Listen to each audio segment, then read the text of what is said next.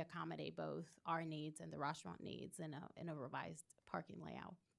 If we do not, if for some reason there is no agreement on a final parking layout, then we kind of have no option but to stay with the status quo. Scott? This is just a question. You've gone through A, B, C, D, F, G. Do you feel like you're close? It sounds to me like you really are very close to maybe one more cycle with the restaurant group and real property committee or whatever, digest this latest version, get together, have a meeting, and see if y'all can come and say this. Yeah, and Scott, oh, I'm sorry, Katie, go ahead. I think it would be very interesting to hear what they have to say about G. I feel like it probably checks all the boxes. And, I feel like in some ways we're looking at this from the wrong angle. And, I mean, if you're confused about what happens, go back and read the Fifth Amendment. This is still in effect. We can't, as much as anybody doesn't want it, it doesn't go away. So we could say what we like and what we dream of having down there, but what we have is what the documents give us. So it'd be awesome if this one, he did huge props to Mr. Klein. He's put a I think he likes doing this, but he's put a lot of that's true too. But he has put a lot of time and effort, and as he said, he can draw parking lots until the cows come home. But I think it would be probably most efficient use of our time would be to talk to the restaurant group about G, and maybe circle back to real property or at the staff level Yeah, before we get too into the weeds on that. Sorry, Katie. And I think, Scott, to your point, I think we are very close, and I think to Katie's comments, this one appears to ring all the bells that everybody was looking for. Yeah. The questions, again, we don't have to sit here and say, why is that island here, why is that one there? Let's hope we don't end up looking at version Z. Z. I hope not. Double But, Z. the 7, 5, 7, 10, 12 free resident trailer parkings, that is, right now you're at 7 on this one. There's 3 or 4 along 41st today without the piping. So we are kind of back at the 10 number to some extent. And we'll know more in a year is what I think. Absolutely. I think everybody's saying, once all tenants settle in and we get our lines drawn, everything will, hopefully settle in. Well, yeah, and that's just it. We need to get to some point where we give this a try, that we, we put it in place, we give it a try for 6 months, a year, get through another season, knowing there's also going to be some other options down the road that we may be able to consider too, but, making sure that we have truck trailer parking spots that are suitable or acceptable to the residents who have been calling for those. I personally too would like to see some golf cart parking that's assigned there as well. But we look at this and it's really, we just got this today, midday. And I do agree, we do need to go back and, talk to marker 116. And if we need to reconvene in real property, we'll be happy to do it so that we can hopefully work out a sort of a solution here that we can put in place here pretty quickly. Blair? This is, I guess, to Desiree or Rusty or Kevin, as I understand it, and please correct me if I'm wrong, option C has more parking than this option does. The difference seems, but the restaurant, as I understand it, has buy-in on this option, not on option C. Well, we still have not heard on their reaction to this version. This version comes from version E, which was their preferred method. It seems the main difference between C and this one is we have a shared entrance to our 2 parking lots as opposed to having 2 separate entrances to the parking lot. Correct. And if that's the only real difference, I think we would be better served having separate entrances so that we don't have disagreements and arguments in the future about anything being shared, given our past experience. One of the big differences there, though, is that it is a safety issue. There were 2 significant safety concerns that Mr. Klein had about option C that are fixed by this version. G and E fix those safety concerns, and that was the alignment of trailers backing up and then also this one gives residents an easier way to get in, turn around and leave if there's not a spot. You don't end up with a dead end.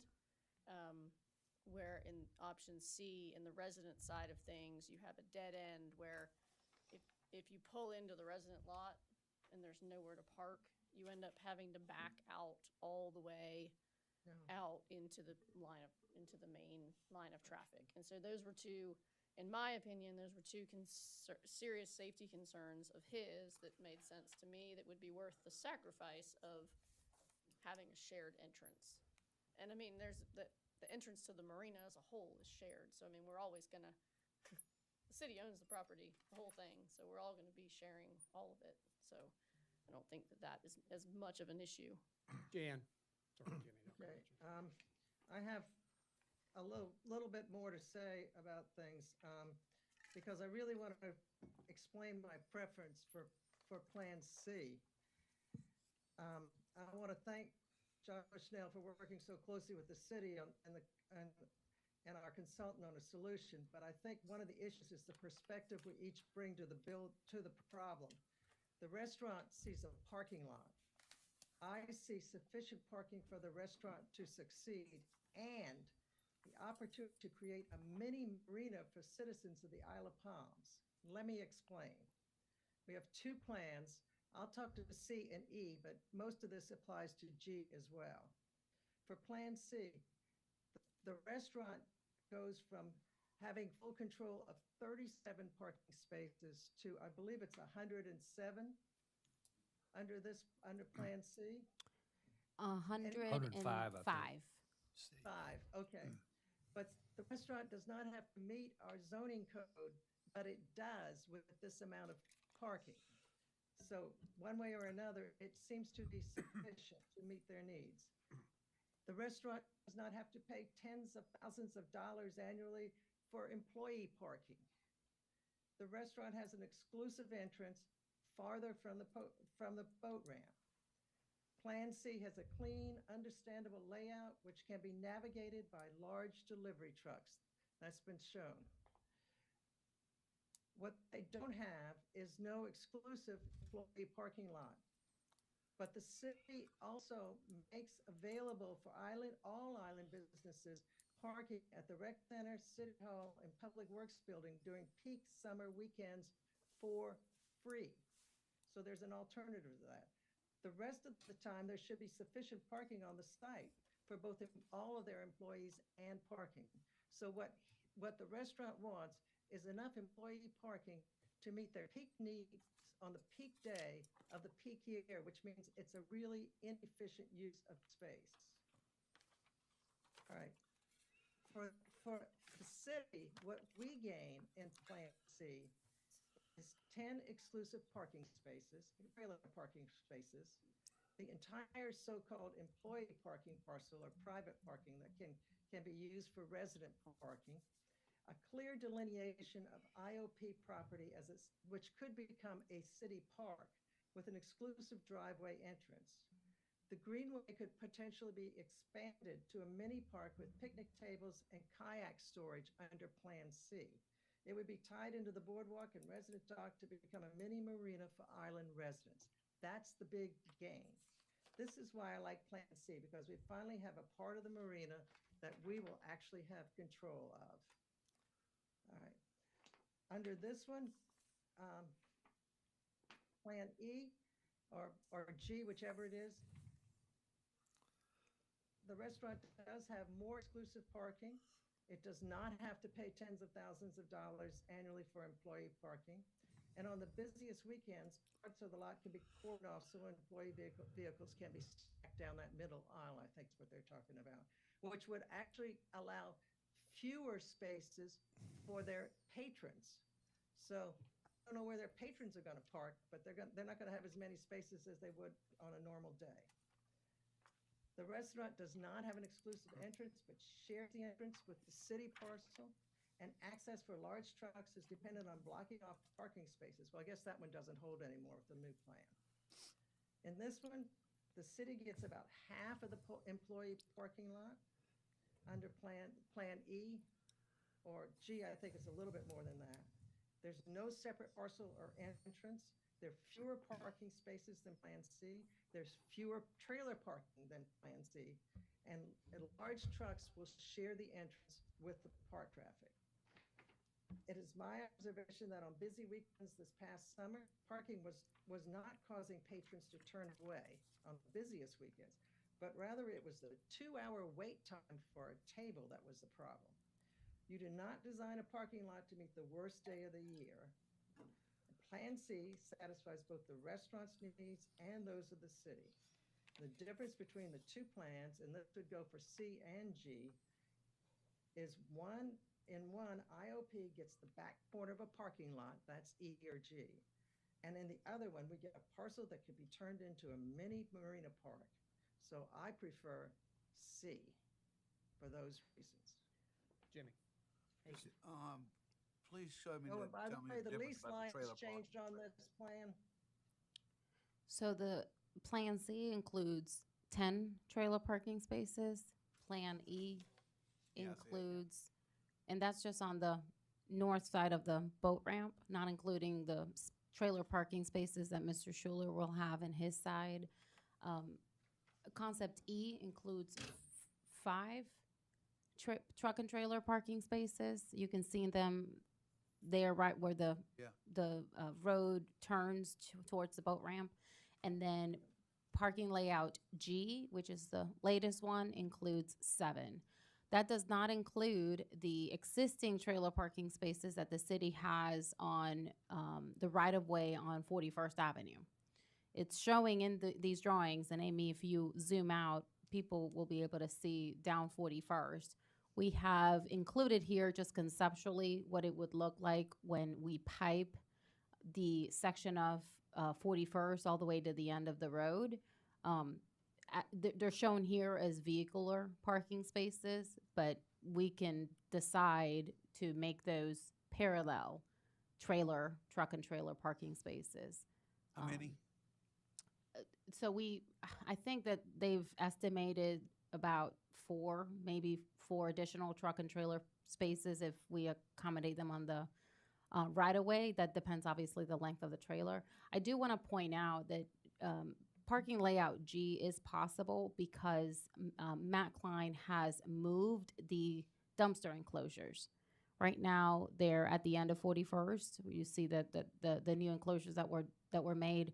They're currently just the restaurants dumpsters. I discussed with Mr. Bushnell yesterday whether or not he would have any issue with having, relocating those dumpsters down 41st. That's just conceptual. We can put them somewhere else, in that area. But that allows us to redesign essentially the end of 41st Avenue towards the end to create that continuous entrance to what could be the city lot. Okay, so we're gonna go along with a current plan with the Public Works building. So first thing you see when you come in on the island on the right is the Public Works building. In here, when you're going to Marina first with this plan, first thing you're gonna see on your left is dumpsters. Another thing, and then that's all thing I have to say, but I don't think the residents are gonna go for 5 parking spaces for trailers and then 4 on 41st. That's not nearly enough. What's down there right now? Do you know the number? So the shared parking area has, I think, 12 pull-in truck and trailer parking spaces, but those spaces are meant to be shared with vehicles. So if there's not a trailer, 2 vehicles can pull in, and those are not exclusive for residents. Now that we have control and there's no, Mike Schuler is not claiming any rights to manage control that lot, we can make it free for residents, but we're limited in making those existing spots exclusive for residents because all of those spaces have to be available to everyone on a first come, first serve in an unreserved basis. Yeah, I've just heard a lot from residents about trailer parking, a lot. So I think we need to be careful there. To What we've maximize. Yes. What, Maximize. what we've heard, and routinely, I think when we had the session that we had at the rec center, talked to uh, marina assignee, in regards to the parking and all down there. We had comments from the residents. We repeatedly heard that people wanted to have at least 10 parking spaces for trailers that were free to residents.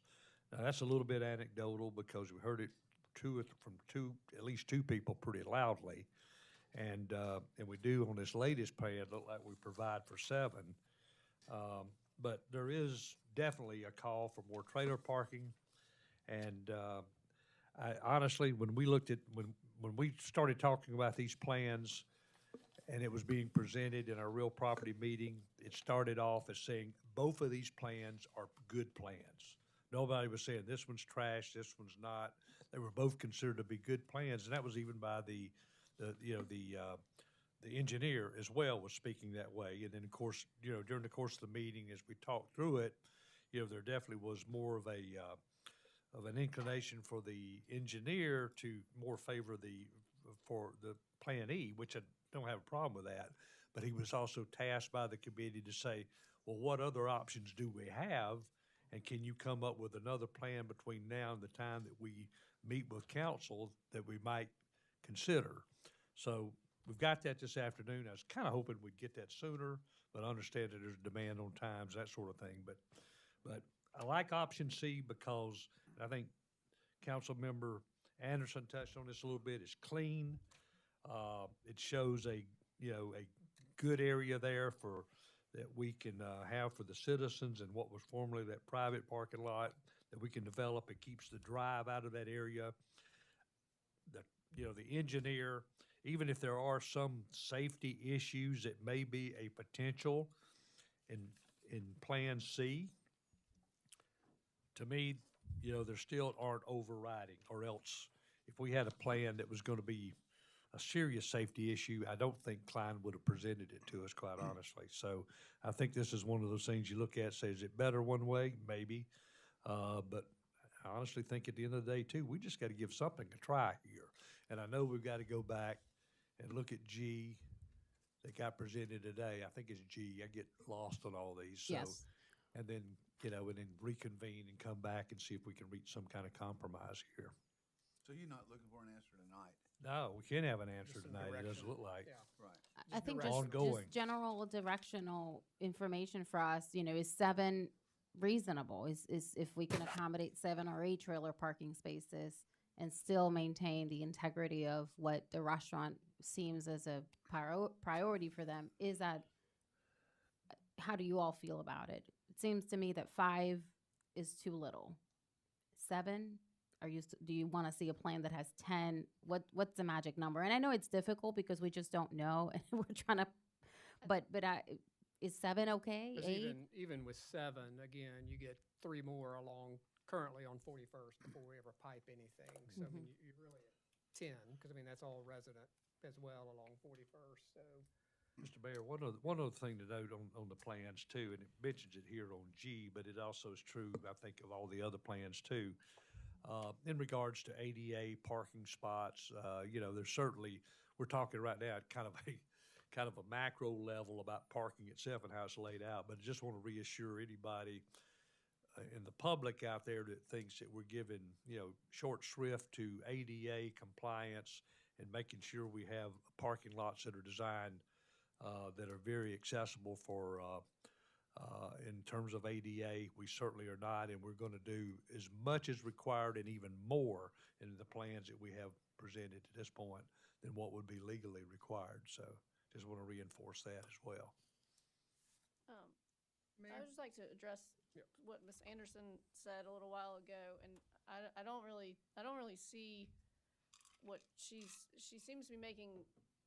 It sounds like you think that in version C that it looks to me in version G and E that there's actually a larger space for the resident spot. I mean, other than the fact that we share one driveway, which, I mean, can I?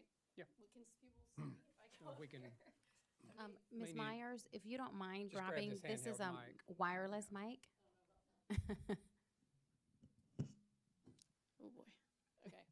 So everybody shares this little driveway here. So that's how you get all, everybody has to, well, actually, the marina itself will have an entrance over here. Right there, I think? Yeah. So, but then there's gonna be people leaving through here, and then the residents and the restaurant, everybody has to come up to here. So all this talk of having these two separate entrances, we're really talking about this one little driveway right here that would be shared. But in return, the city gets instead a bigger, wider area up there, which has actually got more space on the water, more area to maneuver and turn around. So to me, this is not the end of the world for getting all that space up there. So I don't understand the distinction there. But I also, sorry, I feel way too much like I'm at a concert. Jan, sorry, Katie, were you done? Sorry. Yes. Jan? A couple of things. Plan C, it's a very, we can delineate the space that we have.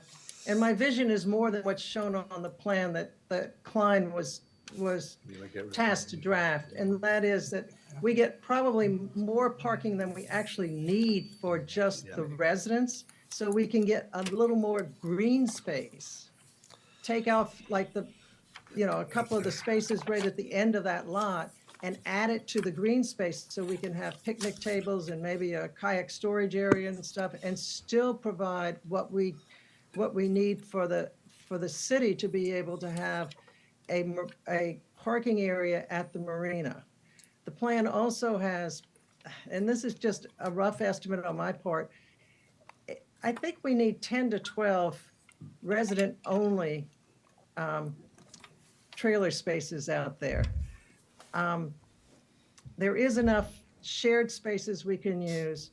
I would caution about putting trailer spaces back on 41st Avenue, because if this place is as busy as the restaurant seems to think it is, we would get 4 trailer parking spaces in what is shown on the map now as 25 automobile parking spaces. So you're trading off automobile parking versus trailer.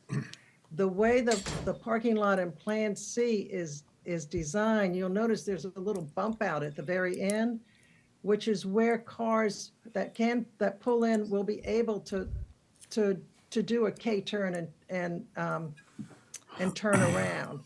We could also, if we put our handicap parking spaces there, they always have a pad next to them for wheelchair access. That would also be available for K-turn turnaround as well. So I think we can accommodate that in the Plan C and have something that will be more than just a parking area at the corner of the parking lot. It'll be something that we can really make into something that's more of a marina. And that's really what I'm talking about here more than anything else. Enough trailer parking to satisfy what we want. An area where we have sufficient resident parking and an enlarged green space attached to the boardwalk and dock that we have there now, to make it into what is, in my vision, a mini marina for Isle of Palms residents. We have a boat ramp, we have trailer parking, we have automobile parking, and we have a little green space. So my vision is it's more than just how many parking spaces can we fit out there. So it's a little bit beyond what we've been talking about. I'm not sure if this council is willing to accept that, but that's my vision and what I would really like to see for the city. Mr. Mayor, if I could, may I suggest that we've got a lot of good input here tonight. May I suggest that just, for the sake of expediency and moving this along, that we take this latest alternate parking layout, go back, work with the city, work with the tenants, the restaurant tenants, and have some discussion, and be prepared to reconvene in real property and come back to council with maybe another plan that we can all discuss. Okay? Kevin, do you have a quick comment, though? He stole my suggestion. Okay. He does that. Great idea. All right. All right. Thank you. Thank Good you. conversation. And I know this next item kind of goes together because we have to have an amendment for the restaurant lease, and kind of going to make sense to do this all in one because we'll have a lease premises that will need to change. But item C is discussion of recommendation from the Real Property Committee to approve proposed amendment from Islander 71 to have exclusive rights to obtain a liquor license for the service of on-premises liquor, spirits, and mixed drinks. So, go ahead. Yeah, thank you, Mr. Mayor. Well, this was the other item and the only other item we had on our agenda the other day. And this, of course, was just a request by Mr. Lorenz of Marker 116 to have the lease amended, or have their lease amended to allow for the restaurant to have exclusivity for liquor by the drink. And one of the questions, we had some discussion around this, and it really, we did ask the question, how would this affect the marina lease for the new tenant over in the marina store area? And of course, we did some research, and we also had our attorney there with us too. But Schuler's lease does limit them to beer and wine only. So, so we really didn't see that there was any harm done with this thing here, that we just go ahead and make that exclusive in regards to liquor by the drink. That would include any sort of, fortified wine or whatever's, anything above just the normal wine and beer. And we did pass that unanimously to recommend to council that we go with that amendment for Marker 116. So that will go into the amendment when we change the lease premises and parking plan and. That's our, That real properties. that's our recommendation, Okay. yes. Blair. Currently, what we have is a marina lease that says you're going to do beer and wine only, and we have the restaurant lease. By adding this exclusion or this extra protection, I guess for lack of a better word, to the restaurant, I don't see that A, that the city's getting anything for that, and B, it's not really changing the current status quo. But what it is doing is we've got leases that are very long, 20-plus years, and we don't know what may happen 5 years, 10 years, 15 years from now. So I would rather do nothing, because it's currently in our hands as to whether or not somebody's going to serve liquor at the marina or not, or anywhere else on that property. That's in our hands right now. So why muddy the waters by adding another layer to a lease when we don't know what the future may bring? Other question? Jan. Oh, sorry, All right, Blair, just go, I'm good. Okay. go ahead, Jan. One clarification for me. And that is, it says, pre-made or canned alcoholic beverages. Are beer and wine considered alcoholic beverages in South Carolina? Yeah, but this is the canned beverages that actually contain liquor, spirits, not It doesn't say not a that. can of beer. It's a can of, a canned beverage that it is fortified to the extent that it has a much higher alcoholic content than beer or wine, and is considered a liquor. Then I think we need to specify that if we're gonna pass this thing, that it's canned spirits or fortified or whatever the word is. I don't know what the legal word is. I What think would actually SC be- law would. What would actually be written in the amendment is much more specific than what we have right now. This is just a draft, and it's a whole different license. And it's really only, there's license A, which is beer and wine, and license B, which is spirits. And all they're asking is that we just keep them to the A, or that the restaurant be the only one allowed to do the B. So I think what's in the packet is not, from my understanding of real property, what we would be seeing in an amendment.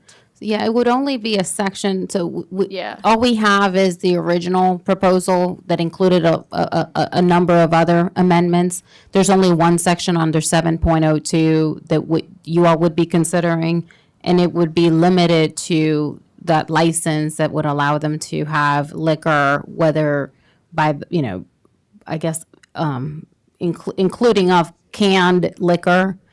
I'm not sure if you're familiar with these sparkling like drinks that have vodka in them and that sort of thing. The restaurant would be the only one allowed to do that. But currently, the marina leases that were approved recently only allow beer and wine. So if that doesn't change, I think the status quo stays. But the restaurant is asking for an exclusive clause included to their lease. John? I'd like to make a motion that we amend the Isler 71 lease to have exclusive rights to obtain a liquor license for the service of on-premises liquor, spirits, and mixed drinks. I think we were only at a discussion item tonight.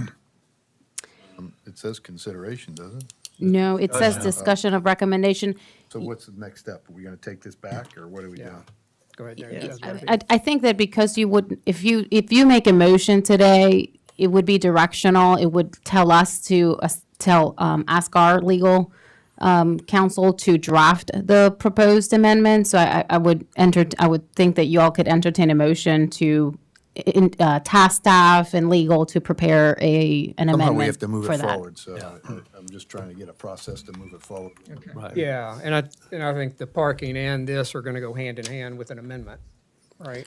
It could be done at once. It could be done separately. It's a whole ordinance process, as you all are very aware now, know very well. We present something, first reading, second reading, and then it's ratified. So it's a two-step process. It does seem practically that those two should be done together, at least the ordinance part. But if staff could draft the amendment, go ahead and get it done and have that part done, I don't see anything. Motion. Yeah, if John wants to make that motion, I would You second take it. that direction and do it without the motion. Yeah. One way or another. Second. I think they've got direction personally to. All right. Yeah, Move it forward. we'll put it together and plan to present it to you all once there's some agreement on the parking. Yeah. All right, Kevin? Are you good? clear as mud. Jimmy? I have to agree with Blair. I don't see the reason why we have to do it. Just think that it's not something extra.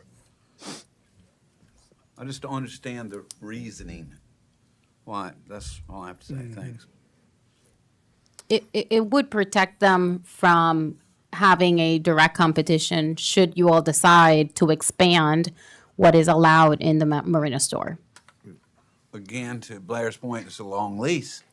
I don't know if we should handcuff ourselves like that. All right, Rusty, good? Well, I'm good. All right, Yeah. thank you. See if we can pick up a little time here. Item D, discussion and consideration of proposals for bulkhead repairs. We received 4 bids on this particular project. One was kind of an outlier, if you will. I think staff is recommending, Desiree, you can confirm, but staff has done work with and is recommending the Blue Tide bid. Been comfortable with what they've done for us before, so Desiree, anything to?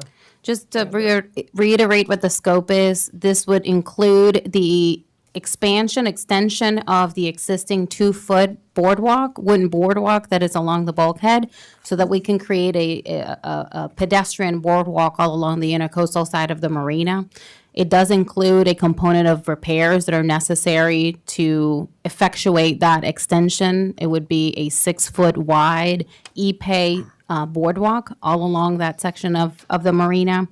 The recommendation is to go with Blue Tide. We have experience with them, and they do really good work. They're properly licensed. The amount is $288,000. This is not an item that is specifically budgeted in our FY23 budget, but the dock rehabilitation project that we just completed has a $290,000 approximately contingency that was not used. We've closed that project. And you remember we issued bonds for that project. So any excess of funds need to be used in marina type activity, marina improvements. So we would recommend that we use that contingency number to conduct these repairs and extend and create that boardwalk all along the intercoastal. That be done. That's going to be we're going to talk to the contractors once we get something awarded and get on their schedule. But again, goal is to, do it in the off season. That was when we met and discussed this project with everybody that was interested in bidding, that was communicated, so they know that that's an expectation. You know, we try to do a whole lot. You know, obviously we talk about how our season keeps expanding, so we have less time to do things, trying to minimize the disruption on particularly the marina. So that'll be our goal. Kevin? Oh, So do we need to vote in order for this to get done? I mean, Yes. it's almost November. Yep. So in order for this to get done in the off-season, we need to vote on this. We're voting like, tonight on this ASAP. one. Yes, we are recommending approval for council to vote on and approve it. This is something that unfortunately our RFP schedule did not fall in line with you all approving this at your last meeting. So we're a little bit behind from that perspective, but I think if we can get that approved today, we can execute the documents, get insurance documentation, and issue the notice to proceed. Yeah. Make a motion Thank you. to approve? Second? Kevin? Just to be clear, this is not a redo of the bulkhead, it's just repairing the bulkhead as advised by our engineer. That is correct. And remember, when we started going down this path, we had a bulkhead assessment, and that report was shared with council. So the repairs that were recommended from that report are included in this scope. So we'll be able to take care of it. But we've had multiple people come take a look at our bulkhead, and they say it's in pretty good shape. You know, with these improvements, they have indicated that the lifespan of that bulkhead would be within 20 plus more years.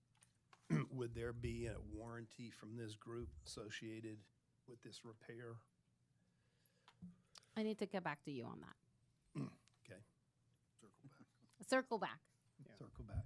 And I think your choice of not picking Associates Roofing to build a bulkhead, I think is a wise move. I'm sure they're very qualified, but we have very good experience with Blue Tide. Yeah, it was interesting how close 3 of the 4 bids were. John, question? You good? I'm done. All right, we've got a motion and a second. Nicole, are you clear?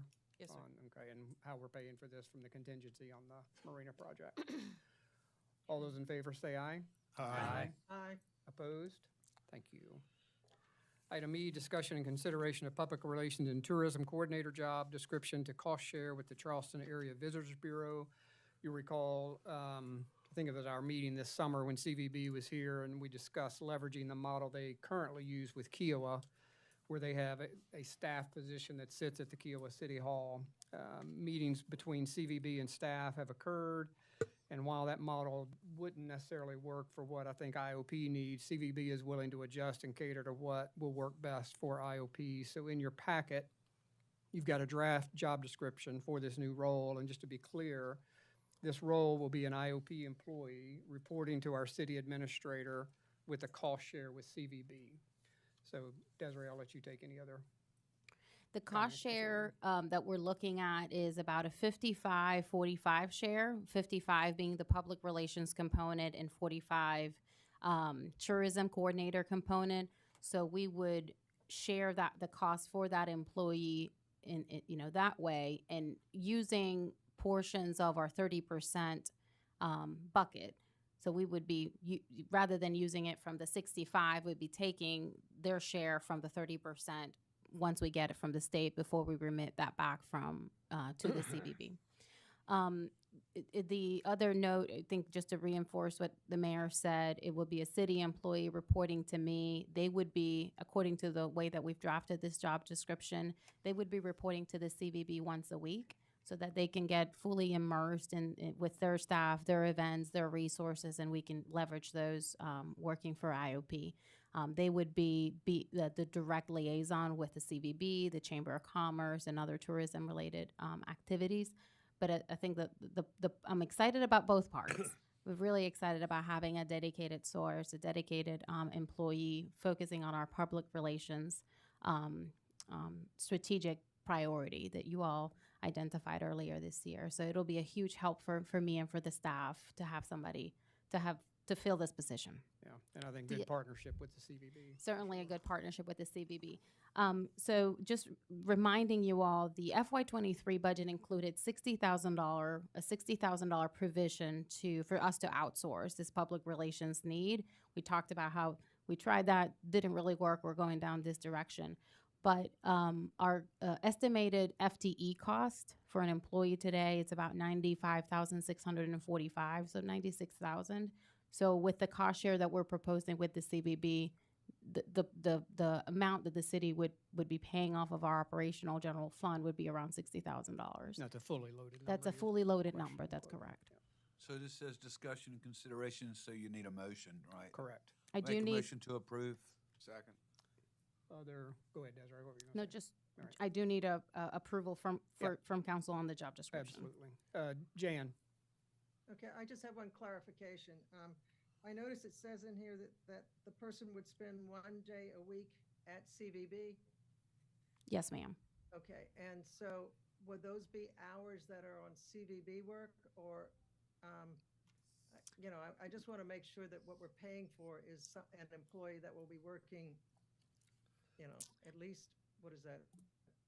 4/5 of the time, 80% for us, doing our work, not CVB work, not directly No, related. absolutely. I mean, I think they would be working on the tourism coordinator component between the city and the CVB, and, taking advantage of their resources and enforcing that collaboration and that communication between both parties. So they would not, because they are a city employee and this is their job description, their tourism coordination component is it reflected to what they would be doing for Isle of Palms. Okay, great. Thank you. Rusty. That's perfect. Yeah, thank you, Mr. Mayor. Well, also, I guess, Desiree, the 1 day per week, I know that's, probably at some point can morph into a little bit more time, a little bit less time, whatever. But it looks to me like this person too would be someone that would be good to attend the ATAX committee meetings. Yes, sir. Making sure that they're fully engaged, not only with what that committee's doing. It seemed like, in watching the ATAX committee, that they were pretty favorable about this position possibly being approved and being put in place. So it'd be good to see that. Now, in terms of the breakdown on salary, so you have 5 days a week, you were talking about 55%, 45% split between PR and tourism. What actual percentage of that salary will be paid for through CVB? That same share. That number, 45%? Okay, just wanted to be clear on that. So 45% of the weekly salary would be on CVB. Correct. It would be taken out of the 30% I of understand state that. aid tax. I just yeah. want to be clear because that's a huge thing. That's a big thing for the city. Yeah, well, you're right. I'm glad you clarified that because I understand it, but maybe in the larger audience, maybe you don't. But it's taken out of, it's the 45% taken away from the 30% that we give anyway for tourism and marketing. Yes, sir. Okay, thank you. We've got a motion and a second. All those in favor say aye. Aye. Aye. Opposed? Thank you. Desiree, do you have what you need? We didn't necessarily touch the job description, but That's okay. I'm going to assume all that was. I assume y'all love it. included. Yep. Item F, discussion of implementing a cost of living adjustment for city staff. Just real quick, we're not looking to vote on this tonight, but we will want to do something in our November session. Last year, you'll remember, we completed a wage and comp study and made fairly significant adjustments to our bands and wage information, and we made effective on 1/1/22 adjustments in the amount of about a little bit over $415,000, an average raise of about 7.5%, rough numbers for our people. There's a page in your packet that shows how that's broken down from a raise standpoint for, at that point, all 82 employees. At that point, you'll remember, we were at the top of the wage comparisons across other municipalities, particularly in our public safety area. But since then, as you'll see on the top right-hand side of this particular sheet, what some of the other municipalities have done, either in a one-time cost of living adjustment or an ongoing cost of living adjustment, anywhere from $1,200 one-time number up to an 8.5% cost of living adjustment. So just, again, to reorient you on this page, Amy, if you can just blow up the bottom half would be great. So we've got, not quite that big, right? A little bit smaller, right there. So what's in the fiscal '23 budget already has a 2.5% merit pool, which would be effective 1/1/23, and that includes, you remember, we went to a step program for the public safety world, so it'd be 2 steps for them. So up for discussion, staff's run some numbers, whether we did a combination or one one-time cost of living adjustment. You can see the suggestions there, $3,000 or $5,000 and what that cost would be. And just a quick comment, this is assuming all 93 employees are full-time and on staff, which certainly doesn't typically happen. We're probably sitting in the low to mid-80s right now from a employee count standpoint. So these are worst-case scenario, if you will. So a one-time option, you can see, or a 2.5% cost of living or a 5% cost of living. So again, not looking for a decision tonight, just again, from some direction standpoint. So we'd love to hear council's comments or thoughts or other ideas or data that you might want to see. I just want to clarify for the record, if you go to the top of that page where it talks about the adjustments that were implemented 1/1/22, those were the results of a year-long wage and compensation study that we hired Evergreen to do for us. So those adjustments essentially put our people where they should have been for the type of job, where we are in the market, education, and time of experience. So those adjustments that were done, that if you scroll to the top, Amy, of that page, that's what, because I know some of you all worked on that, are familiar with that project, others may not. I just wanted to clarify that that's what we did, was just bringing people up to where they should have been in market. We hadn't done a wage and compensation adjustment in 20 years, and it was certainly due. Rusty. Yeah, thank you, Mr. Mayor. So we did the comp study and we brought people up to speed, regarding that. But now in the marketplace, we're seeing that others have caught up with what we had in place. Is that correct? Or even exceeded? I mean, I'm talking about other municipalities, other communities. So Yes. we're not leading edge like we were. We have. I think that we were one of the first ones to, have the commitment to bringing people up to market, and other people implemented similar adjustments then. What we're seeing now is people reacting to the cost of living issues and the raise in prices and inflation, and the adjustments that you've seen that are there are adjustments that people in other communities have done this year in reaction to that. And we don't note Mount Pleasant in here. Do we not have any We information? did receive Mount Pleasant's information after this document was prepared. They did a 2% COLA this year. Thank you. Okay, thank you. Sorry, John, go ahead. So if I'm reading this right, the impact of a 2.5% COLA is the impact you're doing over a 5-year period. And it's that each year, plus there'd be additional increases on those years of merit and different things, right? So that's Correct. just the effect of the COLA. That is That's correct. correct. And, here we are sitting at a 8% inflation rate, which is crazy to imagine, but I don't know the impact of that over the next year or so. Does it drop back down? It seems like we're in pretty volatile times right now. I'd be more in favor of looking at something that's a one-time at this point.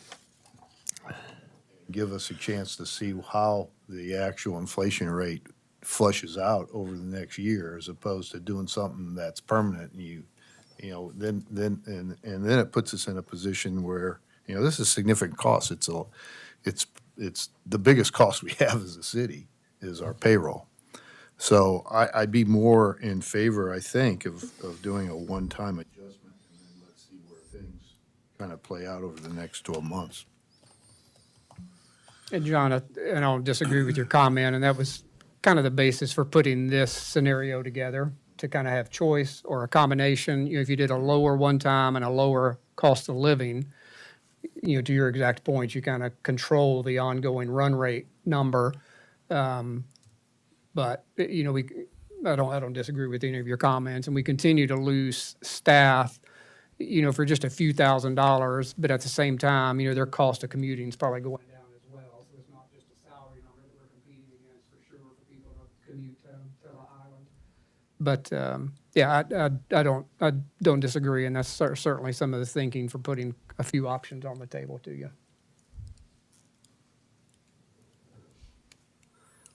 and I think we could refine numbers just based on current employee count. When we come back in November for finalization, if you will, we can, again, this is all 93 employees and fully loaded everything.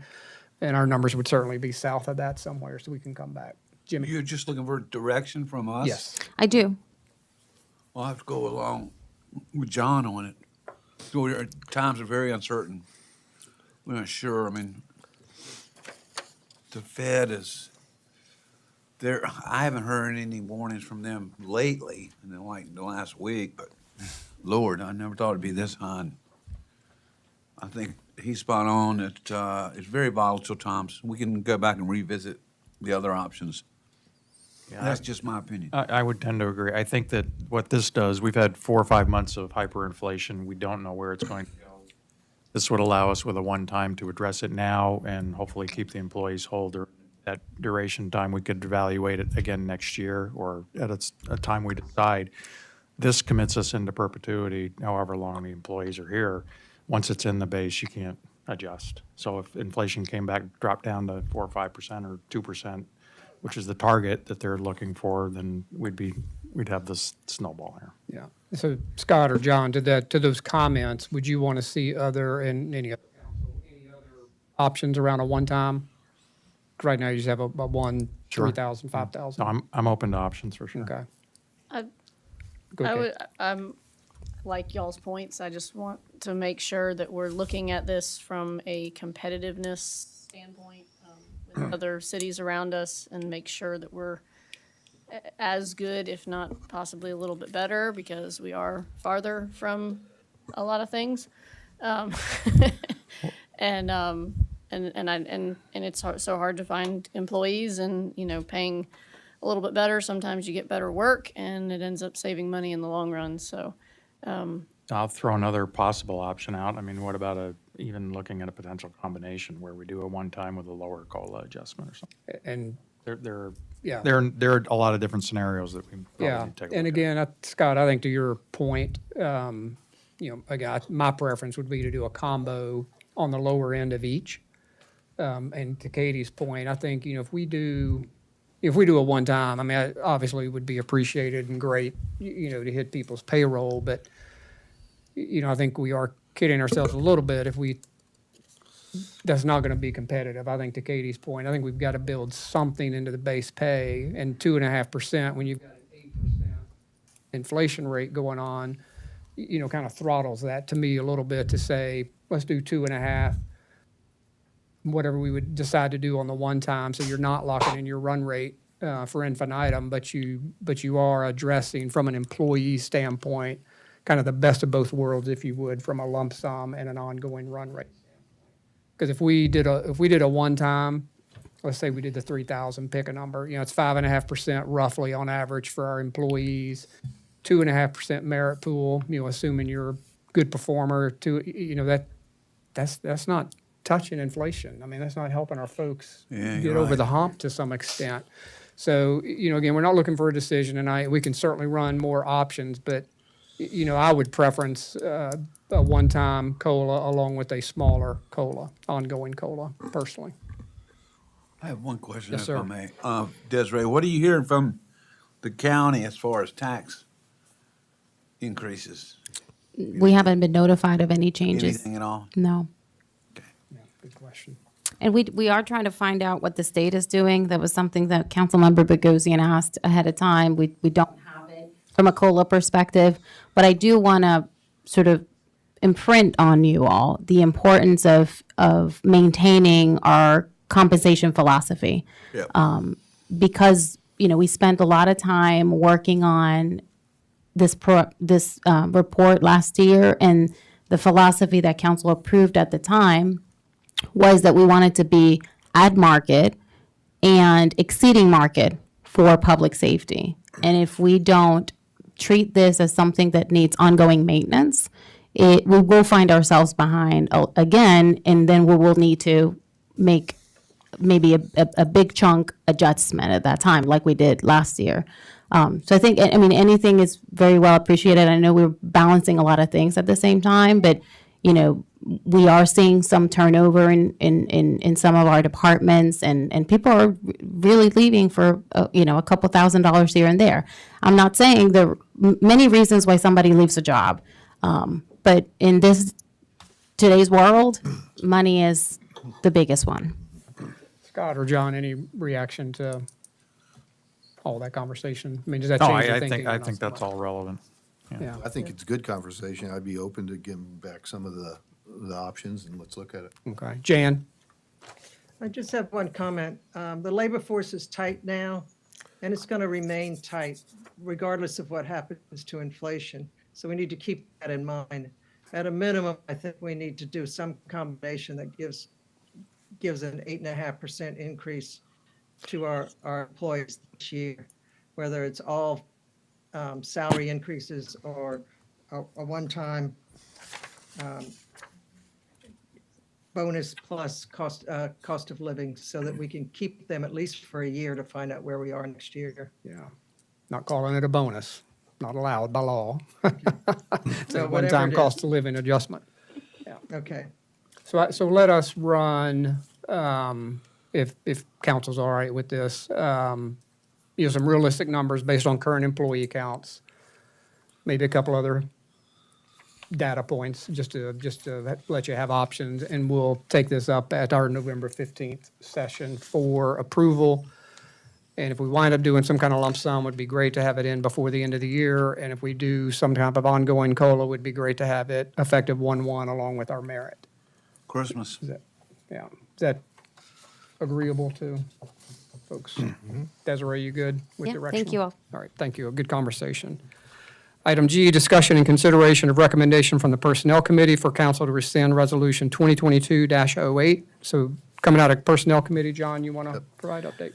So the Personnel Committee met on October 18th to discuss the code of conduct and develop an enforcement process that was lacking in the current code of conduct. We also discussed Resolution 2022-08, which is titled "A Resolution to Hold a Public Disciplinary Hearing Regarding Councilmember Myers' Alleged Violation of the City of Isle of Palms Code of Conduct." As we discussed, an enforcement process, almost all professional organizations, and most importantly, Robert's Rules of Order, which this council and the Code of Conduct references as a set of rules and procedures it adheres to, has some sort of confidential investigation by a committee to determine if charges are warranted. Never in my day I thought I'd be carrying around the Robert Rules of Order book, but And here flag. it is. Yes. This is edition 12. And this is chapter 20 in section 6.3. And I'd just like to read a couple excerpts out of it. In section 6.33, it says a trial by the society, in this case, the council, cannot legally establish the guilt of the accused as understood in a court of law. It can only establish his guilt as affecting the society's judgment of his fitness for membership or office. So in other words, there's other avenues, obviously our judicial system, to determine in a court the legal aspects in the court of law. The second piece I'd like to talk about is in section 6.37, which identifies the steps of a fair disciplinary process.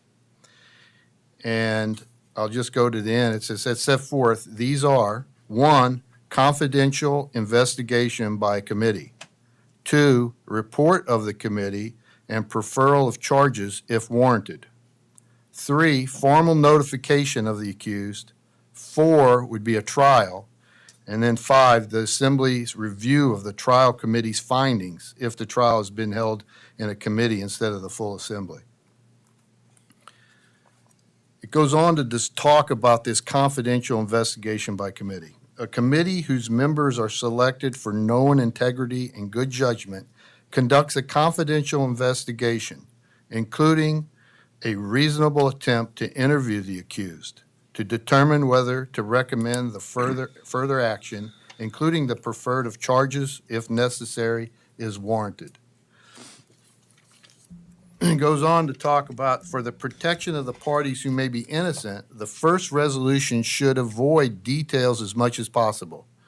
An individual member may not prefer charges, even if that member has proof of an officer or member's wrongdoing.